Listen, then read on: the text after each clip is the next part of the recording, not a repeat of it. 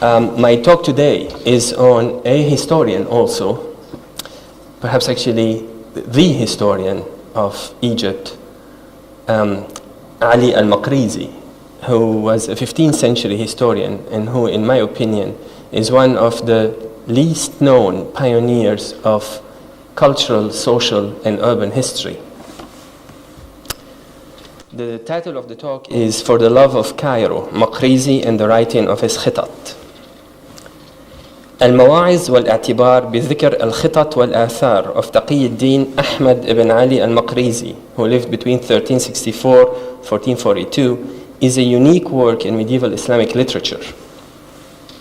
Composed over almost a quarter of a century, it started around 1415 and finished, or actually the version of it that we have finished around 1440, 2 years before its author's death. It is the largest and most complete repository of topographic and historical information on any city in medieval history, both in Europe and in the Islamic world.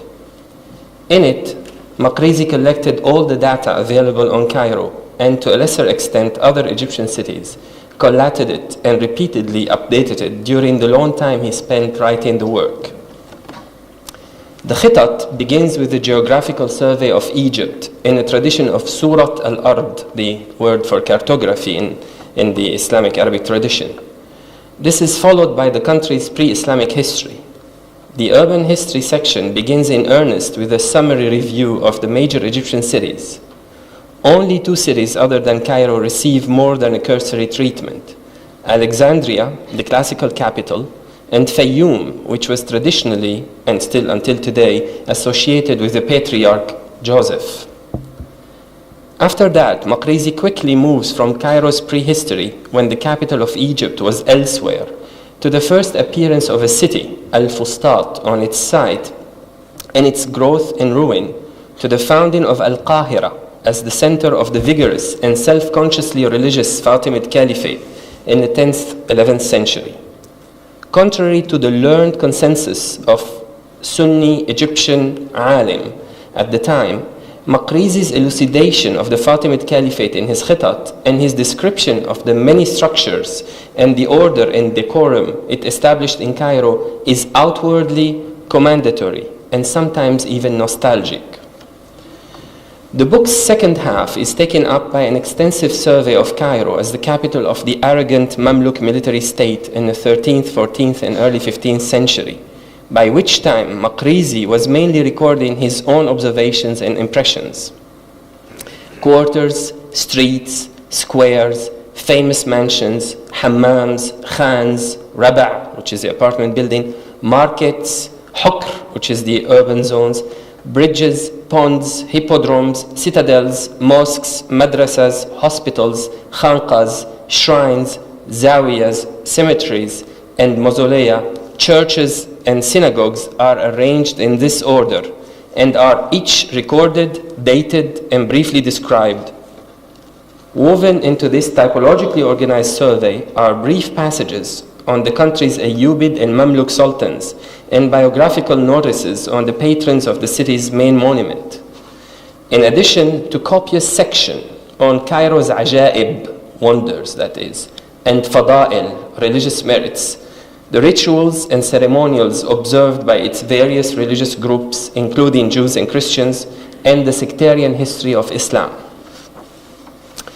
The book is thus deservedly the single most important and influential source for the study of the architecture, urban and cultural history of medieval Cairo, and of the social manners, ceremonies, habits, and taste of its rulers and inhabitants. Marqizi surpassed all of his predecessors and many of his successors in expanding the scope and reworking the method, underlying notion, and aim of the Khitat genre itself.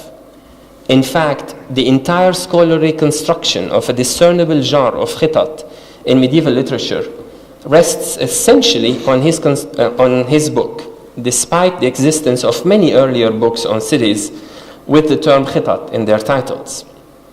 No comparable study was undertaken until the early 19th century, when the savant recruited by Napoleon Bonaparte to accompany his expedition to Egypt in 1798 produced the monumental Description de l'Égypte, which, as a pioneering example of modern scientific methods, attempted to capture, document, and present everything known and knowable about Egypt. Marqizi's most impressive achievement, however, is rather conceptual. He is the only historian in a medieval tradition to have theorized, historicized, and to an astonishing degree personalized the writing on the city as a human artifact. His book still resonates with modern commentators on Cairo, not just as an invaluable historical source, but also as a challenging and emotional discursive oeuvre, laced with political innuendos and socio-cultural proclamations. This is primarily due, in my opinion, to three factors. First is Marqizi's strong attachment to Egypt and to Cairo in particular. This sentiment, which he divulges in lyrical passages throughout the book, is so heartfelt and so powerful that it is quoted by many modern Egyptian historians, ignoring anachronism, as the exemplary patriotic feeling of a true Egyptian citizen, before the whole notion of citizenry, that is. Second, and related to the first, is Marqizi's vocal distress at the rapid decline of the city, a chagrin heightened by his awareness as a historian and as an eyewitness of its former glory that he had experienced as a boy and even as a young man. Third is his association with Ibn Khaldun, the great thinker who may have inspired him to rationalize and organize his feelings and turn them into a general discourse on Cairo's history and topography. These remarks may seem banal today, when it has become all too common to analyze an author's work in light of his or her life circumstances and psychological, emotional, and intellectual state and proclivities. But medieval scholars had different and less pronounced attitudes toward individuality, authorship, and remembrance, all concerns that underwent a phenomenal shift in significance in modern times. They, the medieval historian, maintained a relatively mute presence in their writing and observed an established scholarly and literary etiquette that tended to conceal personal touches behind ready-made narrative structures and elaborate prose techniques. This is not to say that medieval Muslim scholars did not see any relationship between an author's intellectual disposition and his oeuvre, quite the opposite. But they saw that relationship less in terms of the author's character, feelings, and choices, and more in terms of his family background, religious and scholarly affiliations, teachers, and professional positions and patrons. In other words, the work of an author was thought to be defined more by his social and intellectual circle than by his personalities or eccentricities. His reputation depended fundamentally on how closely he adhered to and excelled from within the established norms of his scholarly or literary field. Marqizi lived at a time when history writing flourished in an unprecedented way. Unlike an earlier Mamluk generation of universal historians, such as Umari and Nuwairi in Cairo and Ibn Kathir and al-Zahabi in Damascus, Marqizi and his 15th century contemporaries tended to compose regional histories and biographical compendia, which minutely chronicled events in Mamluk Egypt and to a lesser degree in Syria. This resulted in the formation of an endogenous and insular school of history, in which every member was linked in more than one way to the others, and every member's work was inevitably and immediately measured against the work of others, who particularly covered the same terrain as he did. This situation encouraged intense scholarly and social competition, especially among the most prominent historians, which at times degenerated into diatribes and partisanship. Thus, many of Marqizi's contemporaries held opinions about him that depended on which side they belonged to in the scholarly club. His admirers particularly emphasized his scholarly abilities. he was knowledgeable in and fascinated by the study of history. They differed, however, when it came to judging his prominence as a historian, with Ibn Taghri-Birdi repeatedly asserting that he was, hands down, the dean of all historians. They also stressed his religious virtues, devoutness, strict observance of Islamic tenets, and zuhd, or mild asceticism. The hostile biographers, notably the formidable Sakhawi and Aini, but sometimes even his otherwise flattering student Ibn Taghri-Birdi, questioned his accuracy and rigor. Sakhawi and Aini even ascribed him less to exact history and more to divination, numerology, and geomancy. Sakhawi, furthermore, raised a number of skeptical questions about Marqizi's lineage, education, clientage, scholarship, and authorial integrity. The gravest of his allegations is that Marqizi stole a draft of a book on Khitat after the death of its author, Shihabuddin al-Awhadi, who was Marqizi's neighbor and friend, and incorporated it into his own Khitat without mentioning Awhadi. These accusations, inconclusive in themselves for lack of evidence, still add interesting information about some of the more ambiguous aspects of Marqizi's character, life, scholarship, and career. Marqizi himself, have I lost it? No. Marqizi himself, whether inadvertently or deliberately, also provides some tantalizing hints about himself through his habits of dropping a sentence every now and then in his narrative, giving his reaction to the event he is reporting or his whereabouts when it occurred. He even switches to a more personal and revelatory mode in the concise biographical dictionary Durar al-Uqud al-Farida fi Tarajim al-A'yan al-Mufida, which was published twice in the Arab world in the last 5 years for the lack of perhaps editorial possibilities. People are publishing the same thing or editing the same thing more than once. In that book, he compiled the biographies of family members, teachers, colleagues, competitors, or simply friends and acquaintances. In these entries, he reports casual conversations he had with the biographies and his meditations about the misfortunes that befell some of them. Through these recollections, Marqizi displays the quintessential autobiographical qualities of first-person narrative: intimacy, immediacy, and the inevitable hint of vanity, without having to incur the reputation for vainglory that was attached to scholars who wrote autobiographies in the Islamic tradition. For us, they offer a lively and uninhibited image of Marqizi as more than just a scholar, through glimpses of his experiences, feelings, and reflections. His portrayal of his mother, for instance, which is extremely rare in Islamic tradition, proper and prim as befits a pious Muslim woman of her station and the mother of a staid scholar, betrays deep filial affiliation and admiration. The biography stresses her piety, strict adherence to religious rules, and stoicism, all qualities that Marqizi was drawn to by temperament and by training. It also records many of the prescient events or dreams she experienced, whose veracity Marqizi never doubts. He uses them to draw ibar, moral lessons, a pattern of presentation that recurs in many biographies of other influential teachers in his life, including Ibn Khaldun. Seeking moral clues is typical of all of Marqizi's writing. It forms the backbone of his explanation of the importance of history writing, which he offers in the introduction to his Khitat, a rationale that he shares with many historians of the time. Marqizi's biography of his mother only shows this notion to have informed his thinking about the most mundane things as well as the most serious ones, and from the earliest years of his life.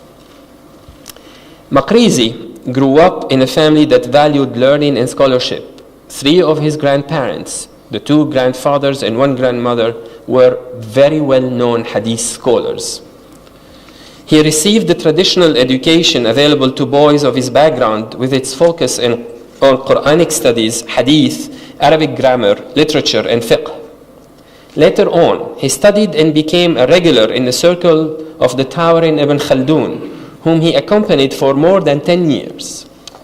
His high esteem for his teacher and admiration for his ideas, especially those expounded in the Muqaddimah, come across very clearly in the extensive biography he wrote of Ibn Khaldun in the still unpublished section of his Durar. Marqizi had a meteoric public career, but it was over when he was still in his late 30s.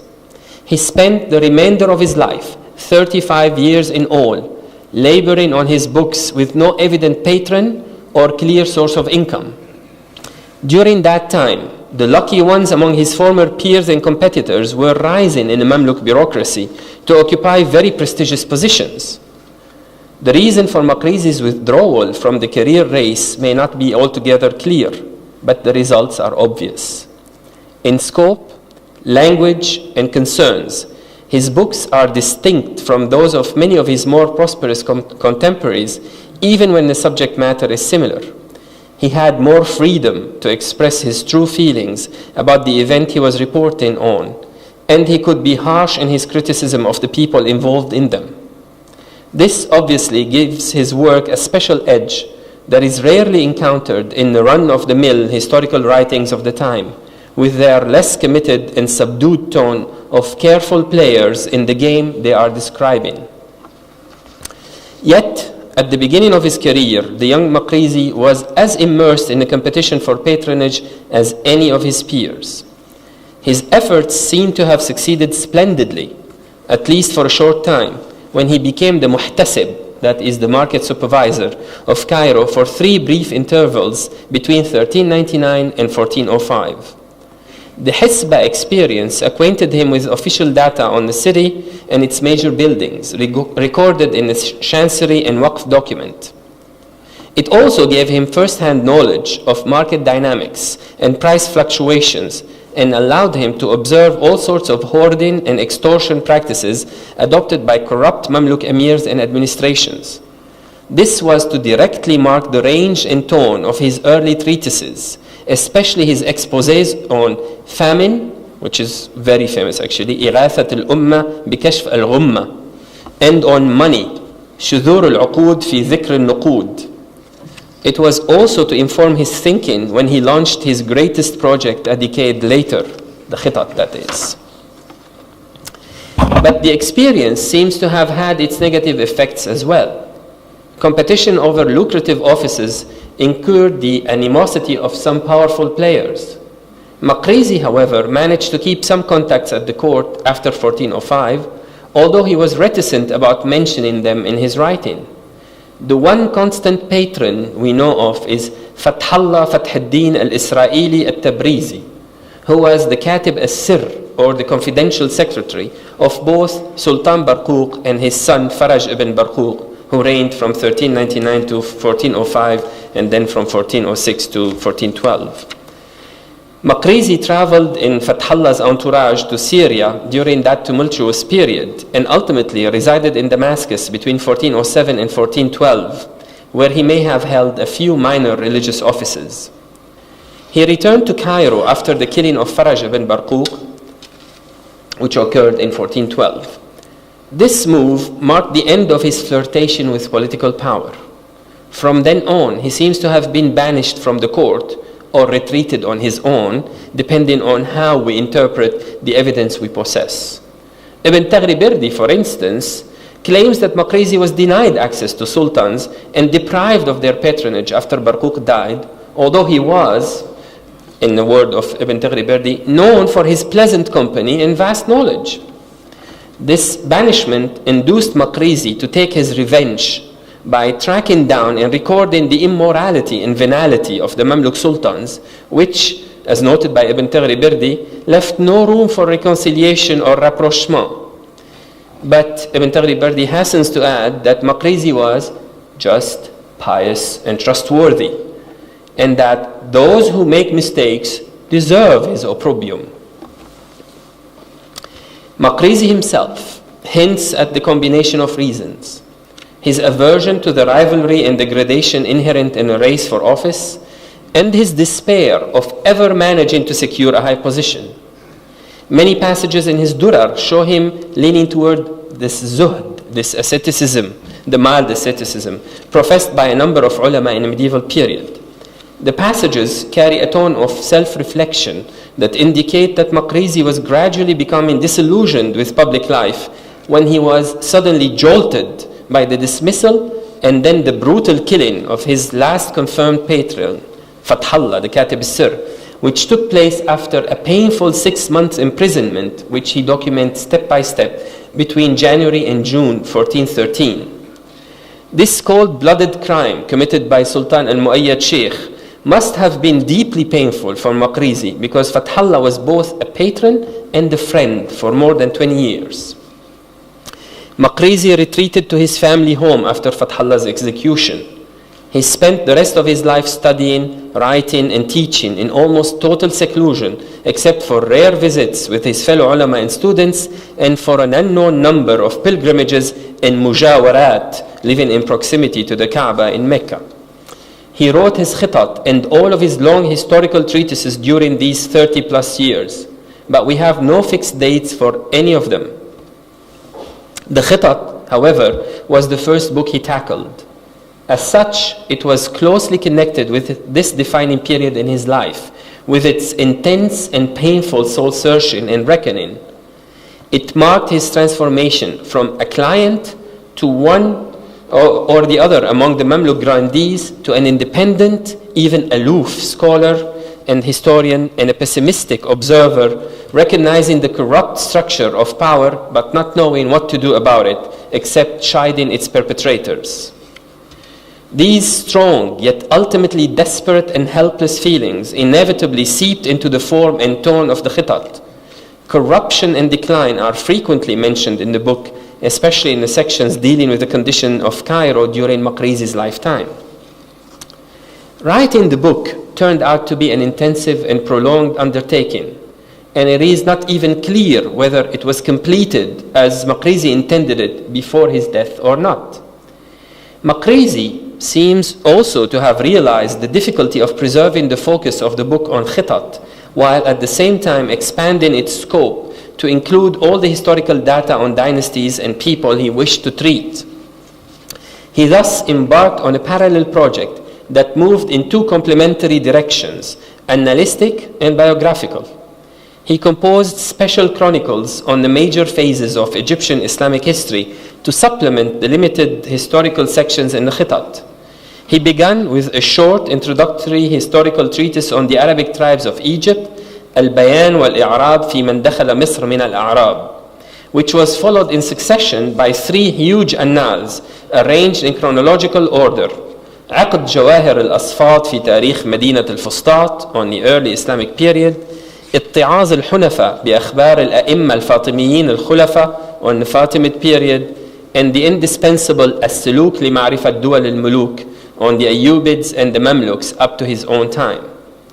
He also compiled a number of articles on various categories of important players in the history of the city, such as the viziers and the secretaries of sultans, and a major biographical dictionary, Kitab al-Muqaffa al-Kabir, in which he wanted to group the biographies of all important people who have lived in Egypt or visited it since the Islamic conquest, but died before completing it. This is similar to Al-Khatib al-Baghdadi and Ibn Asakir books on Baghdad and Damascus, respectively.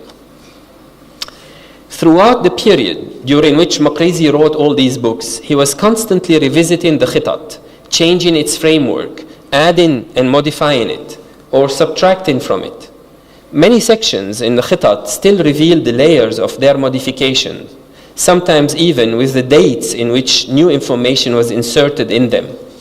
The book, therefore, reflects not only Marqizi's methods and views on history, but also his changing mood and the development of his reactions to his surroundings and circumstances during its long period of gestation and composition.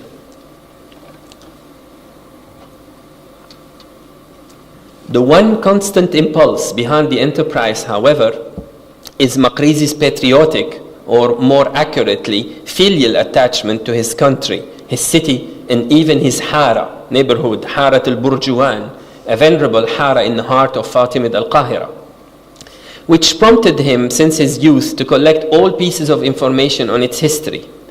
Misr, in this context meaning both the country and the city, is, according to Marqizi, the place of my birth, the playground of my mates, the nexus of my society and clan, the home to my family and public, the bosom where I acquired my wings, and the niche I seek and yearn to.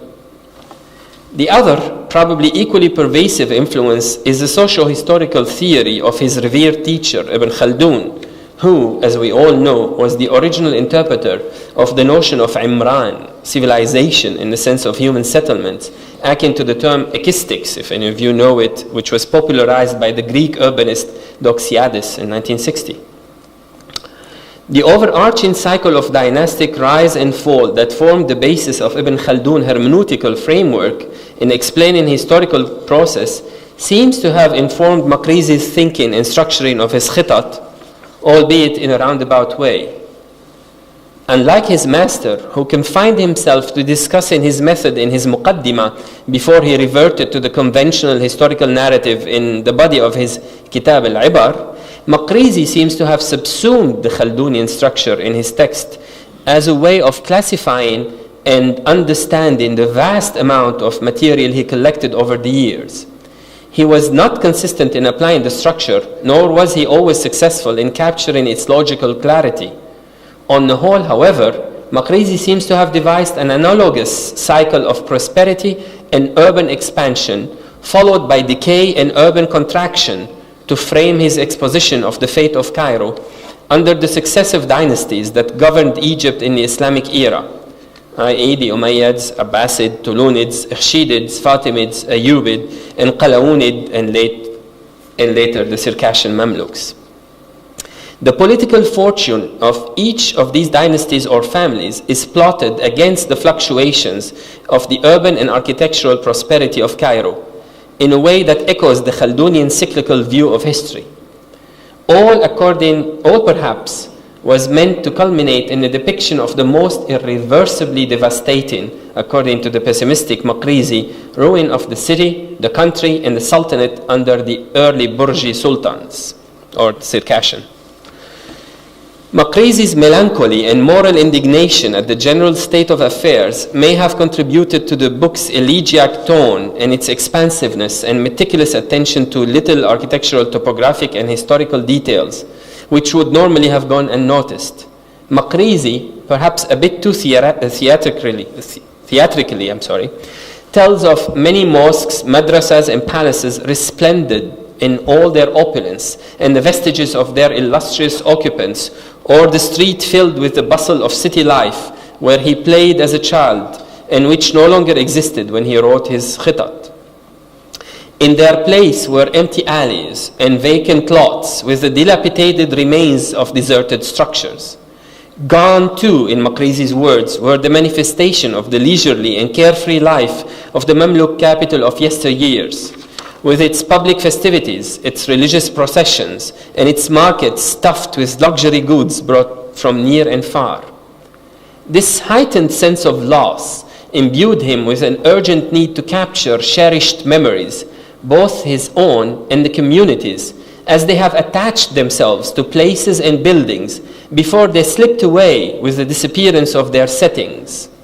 He was, in fact, trying to create through his book what Pierre Nora termed a lieu de mémoire, or a realm of memory, because his Cairo, under attack from urban decay, recurrent plagues, and Mamluk rapaciousness, was threatened with no longer being the milieu de mémoire, or the environment of memory it once had been. In the Khitat recursive scheme of the rise and fall of Cairo, architecture played a crucial role. It represented the visual, palpable, and measurable signifier of every stage in a historical cycle. Buildings, streets, the entire city, and the whole country were analyzed and described so meticulously, not only because they embody the obviously idealized past, but also because they narrate through their particular architectural and urban forms the history of Egypt under its various rulers. Marqizi's work may be seen as an overtly romantic, particularistic, and culturally oriented architectural and urban history. It prefigures though in a less self-conscious way and in an overly gloomy tone, the 19th and early 20th century romantic studies of cultural history or the history of civilization, as the two terms were used interchangeably then. Probably for these reasons, Marqizi's Khitat stood as a unique exploration into history writing for well over 400 years. Certainly, no later Mamluk historian managed to absorb the Khaldunian method or to capture the mood and intensity displayed in Marqizi's text. They all revert back to the dispassionate inventories of earlier Khitat, with no underlying historical interpretation. Even the celebrated massive 19th century compendium, Al-Khitat al-Tawfiqiyya al-Jadida of Ali Pasha Mubarak, which was consciously modeled and even named after Marqizi's Khitat, seems to have moved away from Marqizi's hermeneutic, mantra-like theme. Mubarak relied heavily on Marqizi's data. He even reflected his idiosyncrasies and prejudices, and closely following his organizational scheme, added section on urban developments in Cairo between the 15th and 19th centuries. But Mubarak did not intend his book to advance a grand theory. He therefore did not use the descriptions of modern buildings and urban schemes to convey clear social or political messages, despite the laudatory tone of his introduction on the modernization of Egypt and the role of his original patron, Khedive Ismail, the father of the monarch to whom the book is dedicated, Khedive Tawfiq that is, in stimulating it. In fact, the legacy of Marqizi's Khitat still dominates the modern discourse on the history of Cairo and permeates its language. But Marqizi's impact is not limited to historical writing and influence. To historical writing, an influence that, after all, comes most naturally with the territory. He plays an equally influential role in modern Egyptian literature, albeit on a small scale. His person and life work inspired some of the most intensely particularistic works, which range from historical novels to fictional autobiographies to time travel. He appears in them as an authoritative and erudite character, guiding, commenting, and correcting mistakes in history and attribution. He seems, however, to have achieved the transformation from history to historical fiction without losing any of his patriotic attributes. The novelist Gamal al-Ghitani, for instance, wrote his own Khitat al-Ghitani in 1980, in which he followed his predecessor in recording the details of his beloved city, Cairo, for fear of its disappearance, this time under the double threat of heedless modern development and omnivorous capitalist greed. Ghitani's Khitat, though thinly fictionalized, draws on the same range of feelings as Marqizi did. First is an intense filial identification with what is left of old Cairo, where Ghitani himself roams in modern days in search of inspiration and solace. Second is the anxiety the entire post-1973 generation felt at the rapid changes in Egypt's image, its outlook and commitment to its venerated Arabic and Islamic heritage following the infitah, or the economic, political, and ultimately cultural opening towards the West. Finding refuge in the symbols of native architectural ingenuity and affinity with the land, exemplified by the beloved old city of Cairo, is a reaction not so different from that of Marqizi's. It is probably even consciously modeled after it. For the same reason, more prosaic architectural and urban historians modeled their writing after Marqizi's Khitat. Marqizi provides the only authentic and extensive link with all that is antediluvian Grand Cairo, Al-Qahira, that is the city victorious before it was reduced to an Ottoman provincial capital or transmogrified into the modern, rundown, and identityless metropolis we all know today. The most extraordinary demonstration of Marqizi's enduring status as the true narrator of Cairo's trials and tribulations, however, comes from the most ambitious Arabic time travel novel, Khayri Shalabi's Rihlat al-Turshaji al-Halwaji, The Voyages of the Pickle and Sweet Vendor, which was published in 1991. This farcical, ironic, and ultimately pessimistic time travel tale deals irreverently yet lovingly with Cairo's historical experience as a form of national allegory. In it, the narrator Ibn Shalabi, i.e. the author himself, is uncontrollably tossed through time without ever leaving the circumscribed space of Islamic Cairo. The ostensible aim of this time travel is to get to the table of the Fatimid Khalif al-Mu'izz li Dinillah, where Ibn Shalabi is invited to celebrate the first Ramadan after the founding of the new capital of Al-Qahira. But the deeper aim of this spatially confined time travel is to conscript the entire Egyptian history in order to construct a trans-historical Egyptian character of bonhomie and tolerance. The author, Ibn Shalabi that is, desperately needs this construct to counter his otherwise bleak observation repeatedly made in the book that contemporary Egypt is falling prey to fanaticism and chaos. In his time travel, Ibn Shalabi encounters a number of apparently more informed fellow time travelers than himself, such as the medieval historians Ibn Abd al-Hakam and Ibn Taghriberdi, the Orientalist Stanley Lane Poole, Naguib Mahfouz, and Marqizi. These famous figures are obviously selected for the purpose of guiding the protagonist in his flipping through time. They also provide him with the historical authority necessary to anchor his various encounters in their proper and recognizable historical context. But Marqizi is singled out for a special treatment. Whereas all others are made to tell the protagonist about some historical event or figure, Marqizi is distinguished as the recorder and transmitter of Cairo's history. Throughout the novel, he is portrayed in so respecting and adoring a way as the meticulous researcher, always preoccupied with the correct information regardless of the circumstances. When Ibn Shalabi first encounters Marqizi, an old man with the mien of a alim, he is surrounded by soldiers, shoving him around, but he is nonetheless busy recording the changes in the topography around him. Even when Ibn Shalabi half-heartedly asks him if he needed any help, Marqizi doesn't ask for help to move the soldiers away, but asks only for more information about the spot upon which they were standing, saying, "I have recorded every foot that has stepped on this spot over the time I know, but I will appreciate any revision." In another instance, Marqizi shows his vast knowledge by describing the layout of the Fatimid palace and its transformation in the Mamluk period. This passage is lifted verbatim from the Khitat, but put to use in the novel to allow Ibn Shalabi to find his way to the dinner table of al-Mu'izz. When Ibn Shalabi explains to Marqizi what happened to the site of the Funduq of al-Khalili after his time, which is today the modern day Khan al-Khalili, Marqizi exclaims, "Nothing has remained but the name. O Egypt, how many names has your memory retained?" This brief sentence encapsulates, in my opinion, how Marqizi has become lodged in modern Egyptian consciousness as the true keeper of Cairo's history across the ages.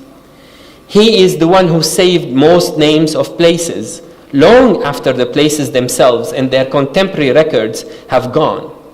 He is also the one who preserved the descriptions of these places and the stories of their names as they unfolded over time. In the identity narratives of our nationalistic age, he thus provides two indispensable and interconnected mainstays: the history of the place and the history of the people who occupied this place, at least until his death in the middle of the 15th century. As such, his Khitat has become the most important repository of Cairo's medieval heritage in its most expansive sense, as defined by David Lowenthal as total historical narrative and total material history, when most of the true material history, i.e. the buildings, the streets, and the object, have effectively disappeared. This is probably also why most modern Egyptian historians cannot escape Marqizi's hold on the history of Cairo. To do so would be tantamount to denying Cairo's and Egypt's particular and distinct heritage, which is impossible to imagine in the current nationalistic atmosphere. An atmosphere in which Tahsin Bashir, one of Egypt's foremost diplomats, can exclaim with deadpan seriousness, Egypt is the only nation state in the region. The others are tribes with flags. Thank you.